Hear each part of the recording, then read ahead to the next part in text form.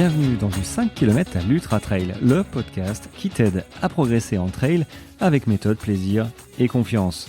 Et cela quel que soit ton niveau. Attention, 3, 2, 1, c'est parti! Allez, salut les amis, j'espère que vous allez bien aujourd'hui, que tu vas bien aujourd'hui, que tu n'as pas trop de problèmes, que tu souffres pas trop de la chaleur. Allez, on va pas se plaindre, il fait beau, il fait chaud. Si tu écoutes ça, pas l'été, il doit pas faire très très chaud, je ne sais pas. Après tout, c'est la magie du podcast, tu peux écouter ça de n'importe où et n'importe quand aussi. Mais bon, en ce moment, là, il est le 23 juin, il fait assez chaud, ça sent l'orage un petit peu partout. Bref, allez, de quoi j'ai envie de te parler ? Écoute, tu as entendu mon pré-roll déjà, donc pré-roll, c'est la petite publicité. J'ai travaillé sur un programme et j'en suis assez fier parce que quand même, il y a beaucoup de valeur pour 2 mois en milieu fermé parce que oui, à partir du 5 juillet, il n'y aura plus de nouveaux membres à la communauté et ça c'est top parce que moi j'aime bien, ça apprend à tout le monde à se connaître, à véritablement partager ses courses, ses motivations, ce genre de choses, ses photos aussi. Et j'aime beaucoup ça, c'est ce que j'ai fait de janvier à mai-juin et ça m'a beaucoup plu. D'ailleurs, le groupe est resté ouvert, le groupe WhatsApp, je ne vais pas le fermer, je pense pas. Si je le ferme, ils vont me sauter à la gorge, je pense. Mais je vais le laisser ouvert pour l'instant, il n'y a pas de souci. Mais là, une nouvelle communauté exprès pour l'été. Alors, j'en ai déjà parlé un petit peu, mais va dans la description pour avoir tous les tenants et aboutissants de ce que je te propose à un prix tout petit, vraiment. Je me demande même si je ne l'ai pas mis trop bas, tu vois. Bref, ça m'a fait penser à ma course Sisttoire, parce que je viens...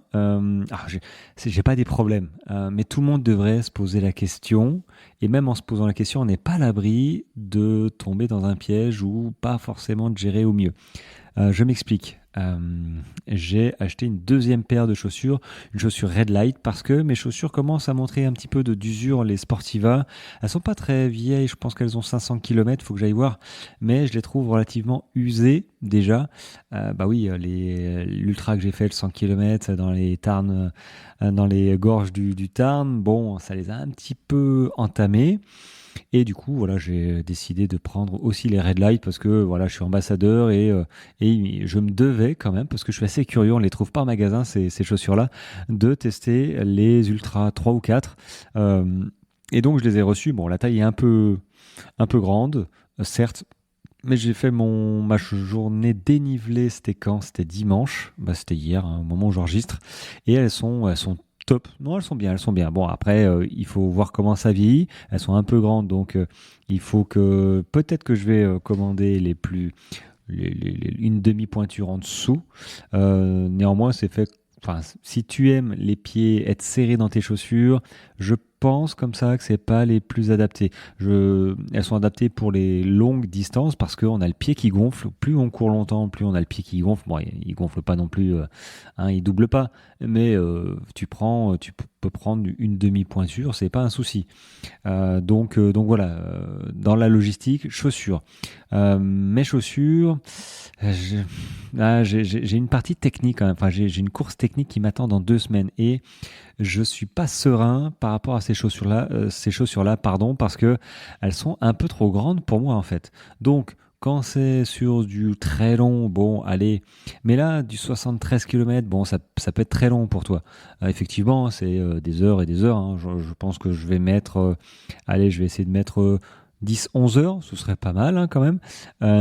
Mais j'ai peur que j'ai pas assez de tenue dans ma chaussure, parce que je me suis déjà tordu la cheville hier justement, à un moment où j'étais fatigué, je me suis tordu la cheville, je me suis bien tordu la cheville, mais ça va. Du coup, je pense que je vais repartir avec pas mes anciennes parce qu'elles sont pas mortes, mais les Sportiva. Et ça m'a fait penser, on peut prendre de l'avance là-dessus sur les équipements. N'empêche, c'est compliqué de gérer au mieux. Je pense que une des solutions, c'est d'acheter très rapidement. Une fois qu'on est certain d'un modèle, d'acheter une deuxième paire pour faire en fait les 2 paires petit à petit. Parce que là, ma paire, c'est dans 2 semaines. J'ai fait une sortie de 3 heures finalement.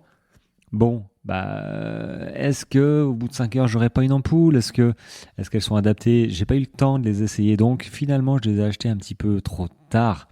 Et bah c'est comme ça. Donc je partirai avec les Sportiva. Donc moi, je t'encourage à anticiper véritablement, on va dire, le nombre de kilométrage de ta chaussure par rapport à la course, de la durée qui te reste en fait par rapport à ta course. Voilà, change allez, au maximum un mois avant. Et pas comme moi 2 semaines avant. Bon, je suis pas le seul, hein, non plus, hein, je pense que c'est bon, je suis pas le seul. Mais un mois avant, ça te permet de continuer à les faire, mais surtout de tester sur de la longue distance. Si tu fais du long, bah ouais, tu vas encore avoir des sorties un peu longues. Donc ce sera un bon moyen de les roder. Voilà, parce que c'est les chaussures qui se font, c'est pas le pied qui doit se faire à la chaussure, hein. Sinon il y a un souci. Tu vas vite avoir mal, des ampoules, enfin bon, un truc atroce. Donc les chaussures. Et puis aujourd'hui, j'ai reçu je suis assez content parce que je commençais à m'inquiéter un petit peu, pas de la livraison, mais comme quoi j'étais un petit peu difficile, enfin pas difficile, pardon, je manquais d'alimentation en fait. Quand je voyais mes sorties longues, tout ça, je mange et puis j'arrive à ma course. Hier par exemple, j'ai fini mon paquet de boissons isotoniques. Voilà, et je me suis dit, oula, faut pas que je tarde à commander la boisson isotonique parce que ça, c'est essentiel, les amis. Si j'ai le choix entre partir avec de l'eau ou une boisson isotonique, évidemment, je partirai avec une boisson isotonique. Maintenant, faut qu'elle passe quoi. Et puis bon, si elle passe plus, tu prends de l'eau quoi, hein. Tu chopes une rivière. Bon, j'exagère parce qu'on peut pas toujours boire dans les rivières. Mais boissons isotoniques, hein, c'est des glucides, c'est du sucre. Allez, c'est du sucre. T'en as besoin pour courir parce que tu consommes et le corps il consomme ça, entre autres. Voilà. Donc boissons isotoniques, j'ai reçu avec tous mes muffins d'Enduractive, mes compotes, mes pommes potes. Bon, c'est pas des compotes, c'est plutôt des pommes potes. Non, c'est pas des pommes potes, ça c'est une marque. On va dire des compotes énergétiques. Voilà. Donc je suis content parce que bon, finalement, mon 73 du Tour des Glaciers de la Vanoise, normalement, je serais OK, point de vue alimentation. Alors, je me connais, hein, je pars toujours avec trop. Sur la Suspic, c'est rigolo parce que sur la Suspic, on avait droit à un sac de 10 kilos. Et je peux te dire que les 10 kilos, en fait, euh, je crois que j'avais 5 kilos d'équipement et j'avais au moins 5 kilos de bouffe, quoi. Et à la fin de ma Suspic, bah en fait, je crois que j'ai terminé de manger il y a 3-4 semaines, les restes de ce que j'avais pris en septembre. Donc j'avais pris mes 10 fois de trop. Est-ce que je referai la même erreur? Je ne sais pas. Maintenant, moi, je calcule assez facilement. C'est-à-dire que je prends une compote toutes les heures. Et je me suis aperçu que, en fait, quand je suis en course, je mange presque même toutes les 45 minutes une compote. Et puis il y a un moment où ça passe plus parce que je mange trop. Donc c'est là où il faut réussir à changer un petit peu, varier, passer à boisson isotonique aussi que tu dois commencer à boire dès le départ, hein. Mais peut-être boire plus de boissons isotoniques, hein, pour faire le complément en glucides sans surcharger l'estomac par de la nourriture, par de la mastication, véritablement. Voilà, il faut trouver entre le sucré, le salé, les textures. Il faut pas innover. Voilà, non, pas innover. On n'innove pas sur les courses, s'il vous plaît. Bon, après, c'est toi qui vois, hein. Tu peux innover, hein. Peut-être que ça passera. La plupart du temps, on va dire que ça passe, mais parfois ça passe pas. Non, tu vois, sur le Tarn Valley Trail, j'avais plus de boissons isotoniques à un moment, et ils en offraient sur les stands d'une marque que je ne connaissais pas, et j'en ai pas pris en fait. Et j'ai reçu les mails comme quoi cette marque était partenaire de machin après la course. Et j'étais super content, hein, parce que une fois que c'est fini, tu reçois un peu des infos sur la boisson isotonique. Tu dis super les gars, c'est génial, mais pourquoi vous n'avez pas fait ça avant que je puisse essayer cette boisson isotonique, mais avant pendant mes entraînements quoi. Donc j'ai pas essayé parce que si tu te retrouves à être malade, à avoir des crampes d'estomac, avoir la chiasse, enfin ce genre de choses à cause de la boisson que tu n'as jamais testée, bam, oh là là, c'est galère quoi. Tu vas pas nitrater ton entraînement à cause d'une bêtise comme ça. Voilà, donc non, on essaye de pas innover les amis. Donc j'ai ma boisson isotonique, j'ai mes compotes, les trucs comme ça, et je pense que je suis à peu près pas mal. Donc pensez à votre alimentation à la place de vous jeter Allez, je l'ai fait, donc je ne vais pas critiquer, hein. Vous jetez dans les magasins, Decathlon, Intersport et compagnie, Vieux Campeur aussi, tiens, ouais, j'y allais aussi, pour dévaliser et repartir avec 100 euros de bouffe, de gel énergétique, de barres énergétiques, ce genre de choses qu'on ne teste pas, hein, mais qu'on sait qu'on doit tester. Ah là, c'est la dernière chose qu'on pense et pourtant c'est la première chose qui va te faire rater ta course. Véritablement, je dis beaucoup véritablement. C'est là, je vais essayer de changer, hein. C'est l'une des premières causes, l'alimentation, qui te fait poulouter ta course. Mais on y pense à la fin en fait. On y pense là, allez, 2 jours avant. Oui, au fait, qu'est-ce que je vais manger? Ah oui, ah zut, il faut que je fasse les courses, je vais aller dans le magasin, je prends ce qui traîne, bim. Et bon, ça passe, c'est bien, ça passe pas. Bah voilà, ça s'appelle l'expérience. Donc, je vais essayer de te faire gagner quand même quelques expériences, quelques années peut-être, sur le fait de, oui, il faut tester, mais surtout en sortie longue. Sortie longue, tu pars pas à jeun. Allez, tu peux partir à jeun peut-être si tu veux, mais tu es vraiment en intensité très basse et fais pas ça tout le temps. On peut partir à jeun jusqu'à 1 heure, 1 heure et quart, c'est pas un souci. Même moi 1 heure et demie, mais tu vois que à partir d'1 h 5, 1 h 10, j'ai une baisse d'énergie, je traîne un peu la patte quand même. Bon, j'ai plus tout à fait le même peps, et je le sais bien que quand je mange à 45-50 minutes, avec un petit, j'allais dire un petit verre d'eau, mais non, une petite gorgée d'eau, bah, je termine beaucoup mieux des sorties comme ça d'1 h 30, d'1 h 40, que quand je les fais à jeun. Ça devient compliqué vers le milieu. Alors, est-ce que c'est bien, c'est pas bien? C'est bien parce que, enfin, c'est bien. Ça peut être bien parce que, voilà, ça utilise un petit peu les lipides. Mais bon, en même temps, t'es pas vraiment à jeun parce que la veille, t'as mangé. Bon, le risque, c'est de faire trop d'intensité, en fait, à jeun.